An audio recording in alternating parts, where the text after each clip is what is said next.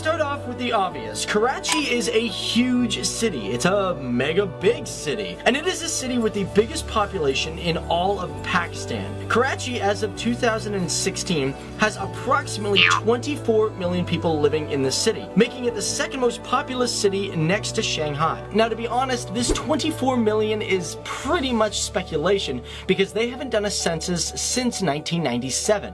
However, there is plans to have a new census taken this year in 2017, and although it is the quote-unquote second largest city in the world, do not confuse this with the largest agglomeration cities, which is a collection of cities to be under one city. And if we were talking about agglomerations, it would sit at 5th in the world.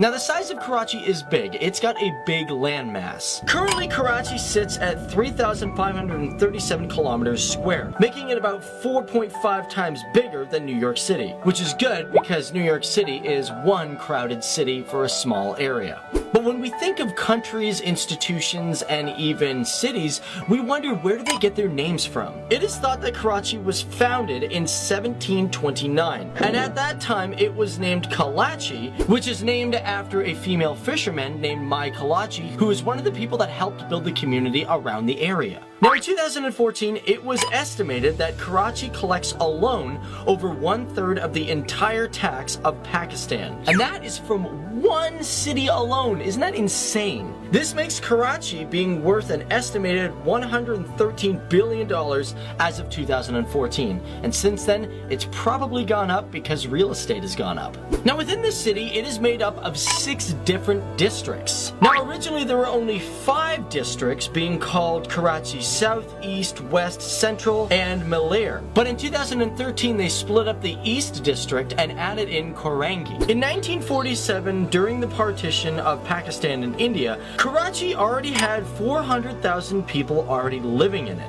and it was the largest city in the Sindh province.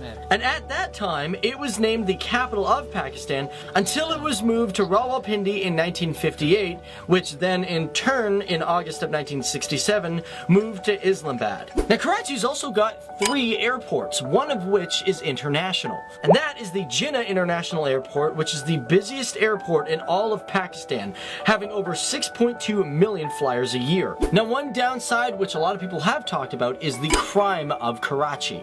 Now, obviously, with it being a bigger city, the homicide rate is obviously larger. However, a study in 2015 discovered that there were only 12.5 homicides per 100,000 people, making it far lower than places like Acapulco, Venezuela, or even some American cities like St. Louis or New Orleans. And since then, Karachi has introduced higher security measures, which is starting to make the place a lot more safe.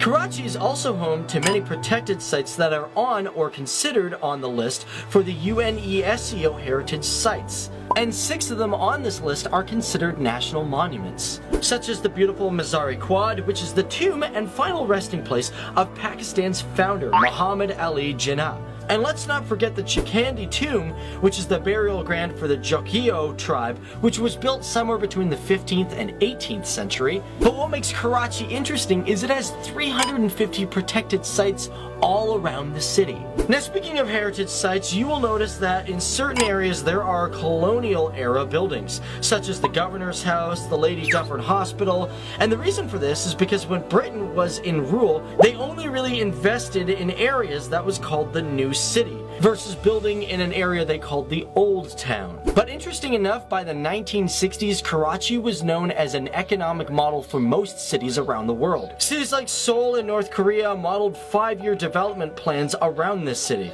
But like most cities, officials get occupied in squabbling over small debates that it has made the city degrade over the years. And you know what, for our last fact, how about this? Did you know that Karachi is one of the most inexpensive cities to live in?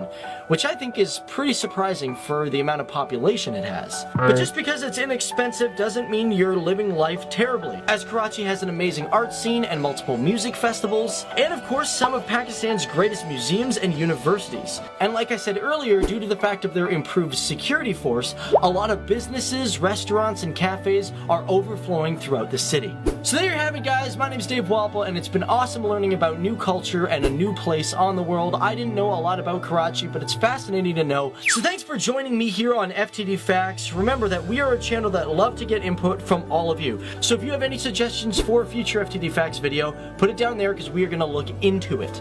And also, guys, be sure to send us video if you guys would like to be in an FTD Facts video, because when we talk about those countries and we talk about these cities, if you live there and you send us a photo of you in that city, or better yet, if you send us a video, we're going to try to put it in our own videos. I feel like I said videos way too many times. So if you got a video, send us the link, or if you got us a photo, send it to ftdfacts@gmail.com. We always look forward to hearing from you guys and being one with our awesome community. And if we miss some facts, be sure to put it down there in the comments below, because we might revisit this amazing city. A city that is going to great lengths to fix its level of crime, water, and housing issues. It is a place where people are continually striving for a better and stronger future. A future filled with art, opportunity, and equality for its citizens.